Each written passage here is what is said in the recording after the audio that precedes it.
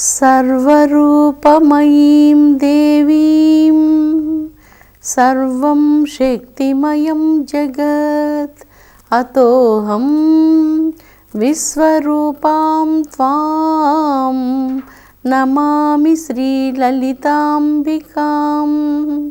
नमामि श्रीललिताम्बिकां।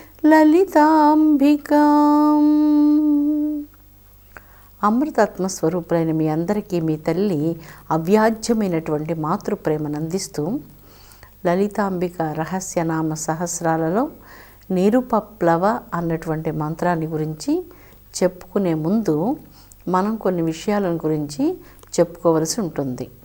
వేదవ్యాస మహర్షి వేదాలను విభజించిన తర్వాత సామాన్యులందరికీ కూడా ప్రయోజనం కలిగించేటువంటి పురాణాలను రచించాలనుకున్నారు.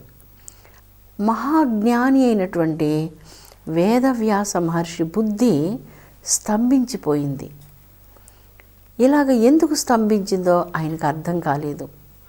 వేదవ్యాస మహర్షి అంటే ఎంత మహానుభావుడో, ఎంత గొప్ప జ్ఞానియో, ఈ వేదాలను మానవ జాతికి ప్రసాదించినటువంటి మహానుభావుడు. అటువంటి ఆయన యొక్క బుద్ధి స్తంభించింది. అందువలన ఆయన ఉపపురాణాలు పురాణాలు రచించాలని ఎంత ప్రయత్నం చేసినా ఆయన ప్రయత్నం కొనసాగలేదు. అప్పుడు బ్రహ్మలోకానికి వెళ్ళి బ్రహ్మదేవుని తన బుద్ధి స్తంభించేందుకు కారణం ఏమిటి అని అడిగారు. అప్పుడు బ్రహ్మదేవుడు చెప్తారు, ఈ పురాణాలను ఉపపురాణాలను రచించే ముందు నీవు శక్తి గణపతిని ఆరాధించు. అపారమైనటువంటి శక్తి లభిస్తుంది, విఘ్నాలన్నీ కూడా తొలగిపోతాయి, బుద్ధి స్తంభన తొలగిపోతుంది అని బ్రహ్మదేవుడు సమయోచితమైనటువంటి సలహాను ప్రసాదించారు. బుద్ధి కొన్ని సందర్భాల్లో మన మానవ లోకంలో మనందరికీ కూడా స్తంభించిపోతూ ఉంటుంది. ఒక్కోసారి చాలా స్తబ్దత వచ్చేస్తుంది. ఒక ఇనర్ట్నెస్ అంటాం దాన్ని, ఏమి చేయలేకుండా అలాగే మౌనంతో చాలామంది అలాగే ఉండిపోతూ ఉంటారు. ఇది స్తంభన అని చెప్తాం, బుద్ధి స్తంభన. ఇలాంటి సమయంలో ఏం చేయాలో బ్రహ్మదేవుడు, సృష్టికర్త అయిన బ్రహ్మదేవుడు వేదవ్యాస మహర్షికి సూచించారు. శక్తి గణపతిని ఆరాధించు. ఆ గణపతిని ఆరాధించడం వలన సమస్త ఆటంకాలు తొలగిపోవడమే కాకుండా అపారమైనటువంటి బుద్ధిశక్తి కలుగుతుంది అని బ్రహ్మదేవుడు సలహా ఇచ్చారు. అప్పుడు వ్యాస మహర్షి శక్తి గణపతిని ఆరాధించి తిరిగి తన జాజ్వల్యమానమైనటువంటి దివ్య బుద్ధి వైభవాన్ని పొంది పురాణాలు ఉపపురాణాలు రచించారు. అలాగే మనం కాళిదాసుని చూచినప్పుడు కాళిదాసు దేవి యొక్క మంత్రాన్ని జపించి అపారమైనటువంటి దేవి కరుణా కటాక్షాన్ని పొంది అద్భుత సాహిత్యాన్ని ప్రపంచానికి ప్రసాదించారు. అభిజ్ఞాన శాకుంతలం ఎంతమంది దాన్ని తర్జుమా చేశారు, ఎన్ని భాషల్లో, యూరోపియన్ భాషలన్నిటిలో తర్జుమా చేయబడినటువంటి అపూర్వ గ్రంథం. దాదాపు 45 ట్రాన్స్లేషన్స్ అభిజ్ఞాన శాకుంతలం మీద వచ్చింది. అలాగే రఘువంశం, మేఘ సందేశం, మాళవికాగ్నిమిత్రం, ఎన్నో అపురూపమైనటువంటి సాహిత్యం. కాళిదాసు జగన్మాతను ఆరాధించి అసాధ్యమైనటువంటి కవితా శక్తిని సులభ సాధ్యంగా చాలా సులభంగా పొందగలిగారు. ఇక మనందరికీ బాగా తెలిసినటువంటి వారు త్యాగరాజస్వామి. శ్రీరామ మంత్రాన్ని నమ్ముకొని రామ మంత్రాన్ని జపించి జాజ్వల్యమానమైనటువంటి ఆధ్యాత్మిక శక్తిని పొంది ఆ ఆధ్యాత్మిక శక్తితో సంగీత సామ్రాజ్యానికి చక్రవర్తి అయ్యారు. త్యాగరాజ స్వామితో సమానమైనటువంటి వారు మరి ఎవరున్నారు? విష్ణు సహస్రనామాలు.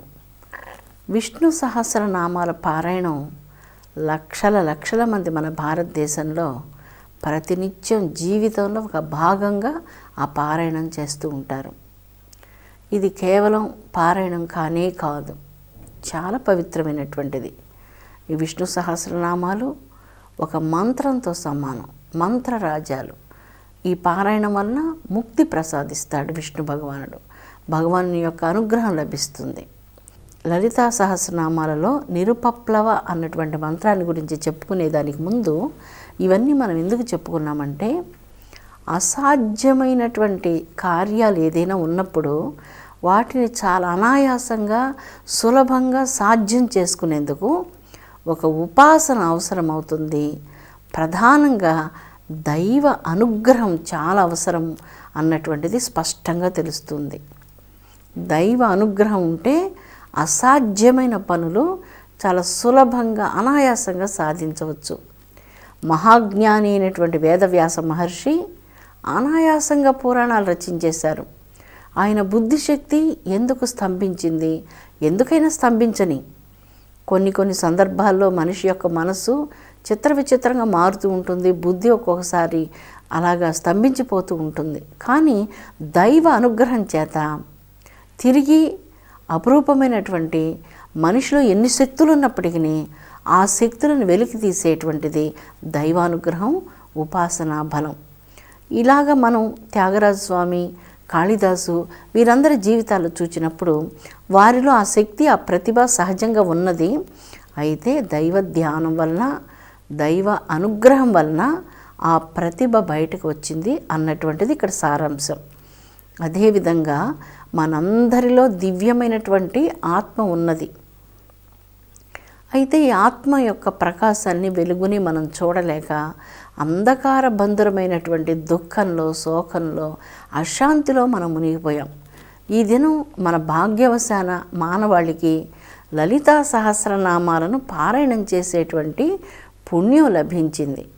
బ్రహ్మాండ పురాణం శ్రీ లలితాంబికాదేవి యొక్క దివ్య చరిత్రను గురించి తెలియజేస్తూ ఉంది.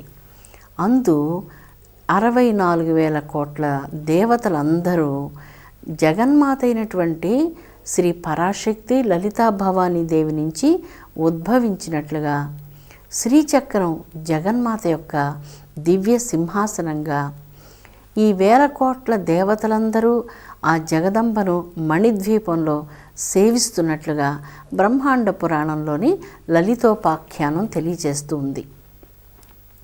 వీరందరికీ జగదంబ లలితా భవానీదేవి తల్లి. పరాశక్తి అయినటువంటి ఈ తల్లి అనుగ్రహం లేకపోతే ఏమీ చెయ్యలేము అంటూ ఆ దేవతలందరూ పరాశక్తి అనంత కోట్ల బ్రహ్మాండాలను పరిపాలించేటువంటి జగన్మాతను సంసేవిస్తూ ఉంటారు. ఇక్కడ లలితా సహస్రనామాలు జగన్మాత, పరాశక్తి, మహాకాళి, మహాలక్ష్మి, మహాసరస్వతి, మహాత్రిపుర సుందరి దేవి అయినటువంటి లలితా భవానీ దేవికి సంబంధించినటువంటివి ఈ రహస్యనామ సహస్రాలు. ఈ సహస్రనామాల యొక్క పఠనం వలన ఇందులో ఉన్నటువంటి 64,000 కోట్ల దేవతల యొక్క అనుగ్రహం సాధకులకు లభిస్తుంది. ఎలాగంటే ఈ దేవతలందరూ ఏ విషయంలో ఆధిపత్యాన్ని కలిగి ఉంటారో, ఉదాహరణకి మహాలక్ష్మీదేవి సంపదల మీద ఆధిపత్యం కలిగి ఉంటుంది. దేవిని ఆరాధించినందువలన సకల సంపదలు సాధకులు పొందగలరు. అలాగే మహాసరస్వతీదేవి విద్యాది దేవత. ఆ మహాసరస్వతీదేవి యొక్క అనుగ్రహాన్ని సాధకులు అనాయాసంగా పొందగలరు. అందువలన సహస్రనామాల పఠనం అసాధ్యమైనటువంటి కార్యాలను చాలా అనాయాసంగా, సులభంగా సాధ్యం చేస్తుంది అన్నటువంటి విషయం పరమ సత్యం. లలితా సహస్రనామ పఠనం వలన మీ ప్రతి అసాధ్య కార్యాలను అవలీలగా మీరు సుసాధ్యం చేసుకోగలరు. అంత శక్తి ఈ లలితా సహస్రనామాలలో ఇమిడి ఉన్నది. నిరుపప్లవ అన్నటువంటి మంత్రంలో అద్భుతమైనటువంటి జగదంబ యొక్క అమృత తత్వాన్ని గురించి వివరిస్తూ ఉన్నది. మామూలు మానవ శరీరం మృణ్మయ శరీరం. ఈ శరీరంలో 72,000 నాడులు, ఎముకలు, రక్తము, మాంసము, ఈ యొక్క ధాతువులు, వీటితో కూడినటువంటిది ఈ మానవ శరీరం. ఈ సప్త ధాతువులలో భక్తి కలిగినటువంటి వారికి వారి అంతరంగంలో ఆధ్యాత్మిక చింతన కలిగి పవిత్ర ఆహారం వలన, పవిత్ర సాంగత్యం వలన, పవిత్రమైన శీలం వలన సప్త ధాతువులు ఆధ్యాత్మికమైనటువంటి పవిత్రతతో నిండి ఉంటాయి. అలాగ లేనప్పుడు ఈ మామూలు మానవ శరీరం ఒక మాంసమయ శరీరంగా మిగిలిపోతుంది. కేవలం లౌకిక విధానమైనటువంటి జీవితం గడపడం వల్ల మాంసమయ శరీరంగానే మిగిలిపోతుంది. కానీ జగజ్జనని యొక్క శరీరం అలాంటిది కాదు. జగజ్జనని యొక్క శరీరం చిన్మయ శరీరం. చిన్మయ శరీరం అమృతమయ శరీరం. అందువలన ఏ భక్తులైతే జగదంబను సంసేవిస్తూ ఉంటారో ఆ జగదంబ భక్తులను అమృత స్వరూపులుగా అనుగ్రహిస్తుంది, అమృతంలో ముంచివేస్తుంది అంటున్నారు. ఇక్కడ అమృతము అంటే దివ్యమైనటువంటి కిరణాలు అని ఇక్కడ అర్థం. కోట్ల కోట్ల కిరణాల యొక్క కాంతిలో భక్తులు మునిగిపోతారు, అమృత స్రావం చేస్తున్నారు. అటువంటి అమృత కిరణాలలో తల్లి ముంచి వేస్తూ ఉన్నది అన్నటువంటిది ఈ లలితా సహస్రనామంలో నిరుపప్లవ అన్నటువంటి మంత్రార్థం తెలియజేస్తూ ఉన్నది. తర్వాత మంత్రము నిత్యముక్త. చాలా అందమైన మంత్రం, 4 బీజాక్షరములు కలిగినటువంటిది. నిత్యముక్త అంటే నిత్యముక్తులైనటువంటి భక్తులు కలిగినదని ఒక అర్థము. జగన్మాత తాను నిత్యముక్తురాలు అని అర్థం. అనగా మోక్షస్వరూపిణి. జగదంబను ఆరాధించేటువంటి వారిని పవిత్రులుగా వనరించి మోక్షాన్ని ప్రసాదించేటువంటిది కనుక నిత్యముక్త. నిత్యము అనంతమైనటువంటి మోక్షానందమునందు విహరించేటువంటిది, తన భక్తులకు అటువంటి మోక్షానందాన్ని ప్రసాదించేటువంటిది, బంధాల నుంచి విమోచనం అనుగ్రహించేటువంటిది, నిత్యముక్తులైనటువంటి జ్ఞానులైనటువంటి భక్తులు కలిగినటువంటిది అని ఇక్కడ అర్థం. నిర్వికార. నిర్వికార అన్నటువంటి మంత్రరాజ్యం కూడా 4 బీజ మంత్రాలను కలిగి ఉన్నది. ఈ మంత్రంలో అద్భుతమైనటువంటి 24 తత్వాలు ఉన్నాయి. ఆ తత్వాలలో 23 తత్వాలు ప్రకృతి తత్వాలు. ఆ ప్రకృతి తత్వాలలో నిద్ర, ఆకలి, మోహము, లోభము, ఈ గుణాలన్నీ కూడా ప్రకృతి తత్వాలుగా వస్తాయి. వీటన్నిటికీ అతీతంగా అధిష్టానంగా ఉన్నటువంటి శక్తి ఆత్మ, 24వ తత్వం అది. అందుకని గాయత్రి మంత్ర బీజాక్షరాలలో 24 బీజాక్షరాలు ఉన్నాయి. ఒక దినాన్ని మనం చూచినప్పుడు ప్రకృతిలో ఒక దినానికి 24 గంటలు ఉన్నాయి. అదేవిధంగా ఒక సంవత్సరానికి మనం చూసుకున్నప్పుడు 12 మాసాలు వస్తూ ఉన్నాయి. ఈ విశ్వ రచనను మనం చూచినప్పుడు చాలా చక్కగా, సమగ్రంగా, చాలా క్రమబద్ధంగా దీనిని విశ్వజననీ జనకులు చేసినట్లుగా మనకు స్పష్టమవుతుంది. ఆ విశ్వనాయకురాలని, ఆ విశ్వనాయకుడిని చూడాలనిపించదా? చూడాలనిపిస్తుంది. వారిద్దరూ ఆత్మలో ఏకమై ఉన్నారు. అందుకని ఇక్కడ నిర్వికార, ఏ వికారములు లేనటువంటిది ఆత్మ. ప్రకృతి తత్వాలన్నీ కూడా గుణ వికారాలతో కూడి ఉంటాయి. రజోగుణంతో, తమో గుణంతో, సత్వగుణంతో, ఇలాగ గుణాలతో కూడి ఉంటాయి. కానీ ఆత్మ గుణరహితమైనటువంటిది, గుణాలతో ఏమాత్రము అంటనటువంటిది, స్వచ్ఛమైనది, చాలా పవిత్రమైనది. అటువంటి నిర్వికారమైనటువంటి తత్వం జగదంబ తత్వం. ఆ నిర్వికార తత్వ స్వరూపిణిగా ప్రతి జీవి యందు ఆత్మరూపిణిగా బాసిల్లుతూ ఉన్నది అన్నటువంటి అర్థాన్ని ఈ మంత్రరాజ్యం మనకు తెలియజేస్తూ ఉన్నది. నిష్ప్రపంచ. ప్రపంచములు తన యందు ఏమీ లేనటువంటిదై నిర్వికారమై ప్రకాశించున్నది అని ఇక్కడ అర్థం. జగన్మాత కేవలం తన సంకల్పంతో మహాకామేశ్వరునితో కలిసి ఈ అజాండ భాండాలన్నిటినీ సృష్టించింది. ప్రపంచేశ్వర నాయకి. ఈ సమస్త ప్రపంచానికి నాయకి, నాయకులు ఉన్నారు. వారిద్దరూ మణిద్వీపాదివాసిని అయినటువంటి ఆదిపరాశక్తి లలితాభవాని మహాకామేశ్వరి దేవి. ఆ మహాకామేశ్వరి దేవి యొక్క నాయకుడు మహాకామేశ్వరుడు. వారిద్దరూ ఈ సమస్త బ్రహ్మాండాలన్నిటినీ సృజించి వీటన్నిటినీ పాలిస్తూ ఉన్నారు. విరాట్ శక్తిగా, విరాట్ పురుషుడిగా వారిద్దరు భాషిస్తూ ఉన్నారు. నిష్ప్రపంచ అన్నటువంటి మంత్రంలో ఇప్పుడు ఇద్దరు లేరు అక్కడ. ఈ బ్రహ్మాండాలు లేవు, భువనాలు లేవు, సమాధిలో తురీయమైనటువంటి స్థితికి వెళ్ళినప్పుడు నిష్ప్రపంచ స్థితి ఏర్పడుతుంది. అటువంటి నిష్ప్రపంచ స్థితిలో నిరంతరం భాషించేటువంటి జగదంబ లలితా భవానీదేవి.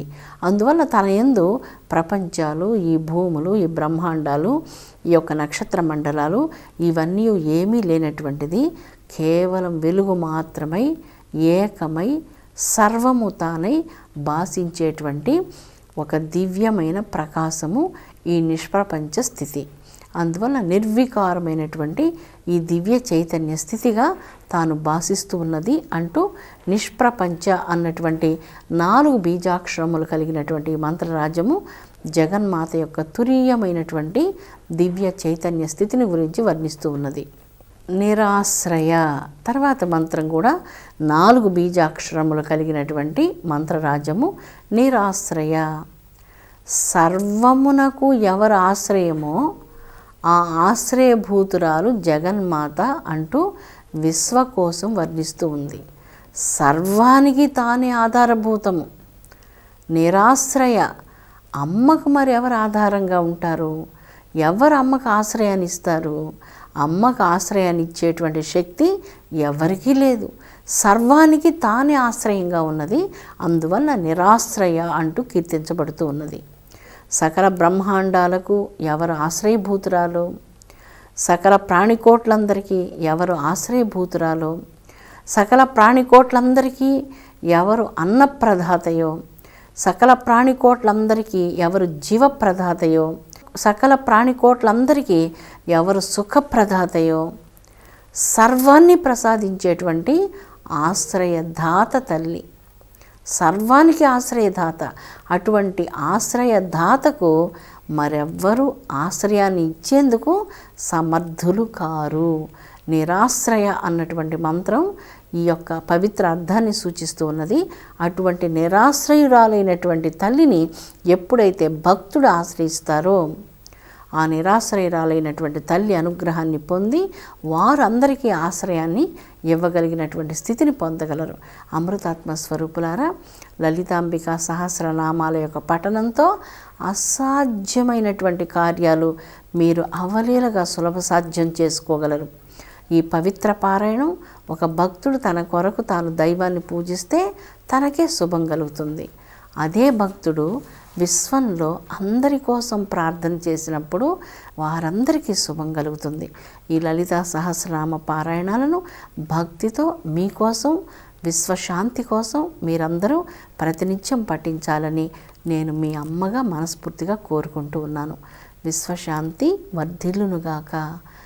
ఓం శాంతి శాంతి శాంతి.